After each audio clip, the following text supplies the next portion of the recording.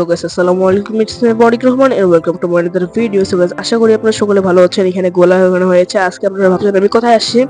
So guys আমি আসি বৈশাখী মেলায় ঈদের দুদিন পর, কারণ বৈশাখী মেলা উঠে গিয়েছে।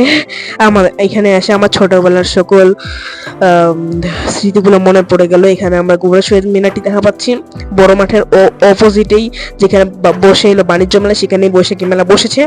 আমি ঈদের 2 দিন পরে এলাম, কারণ আমার আগে বন্ধুর সাথে আসার কথা ছিল, কিন্তু বন্ধুটা দুর্ভাগ্যবশত আসতে পারেনি, তাই আমি আজকে আসি গেছি আমার আম্মুর সাথেই।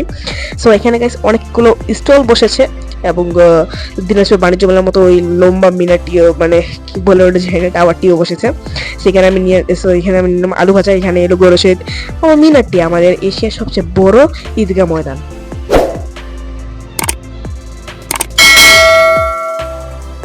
আমরা এখানে দেখা পাচ্ছি অনেকগুলো স্টল বসেছে। সো গাইস অন্ধকার লাইট, এইখানে অন্ধকারের মধ্যে দেখা যাচ্ছে আমাদের এই মিনারটি অনেক জনপ্রিয় গাইস।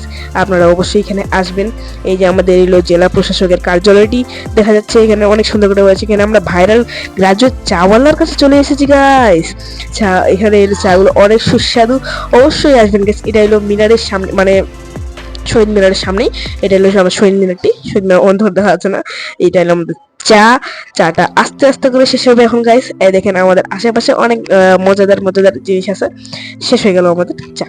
সো এইখানে এলাম স্নেহা আম্মু একটি ফুচকা এবং মানে এই যে পাশে বসে কি, মানে এখানে এলো ফুচকা, তারপর এলো নুডলস, রাইস এটসেট্রা পাওয়া যায়। আপনারা অবশ্যই আসবেন। এটা হলো জেলা প্রশাসকের সামনেই। এখানে আমার টার্গেট হলো চাউমিন খাওয়া শেষ।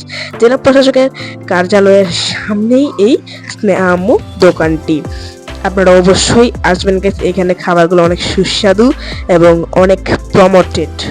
সো গাইস আমার খাওয়া দাওয়া শেষ। আমরা এখানে নিয়ে নিয়েছি পার্সেলের সাথে সাথে এখন বাজে আমার ঘড়িতে 8:59 সাথে আমি রওনা দিয়ে দিব এখনই।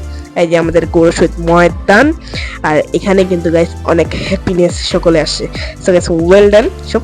আর এখানে আমরা নিয়েছি বাদাম, এখানে আমরা নিয়েছি খাবো, মানে আমরা পান করব আমাদের শরবত, কারণ আমরা অনেক পিপাসা পেয়েছিল এখানে গৌর শহীদ ময়দানটি পোস্টারে, আর আবার সামনেই আমি মিনারটি পেয়ে গিয়েছি। সো গাইস দেখছেন।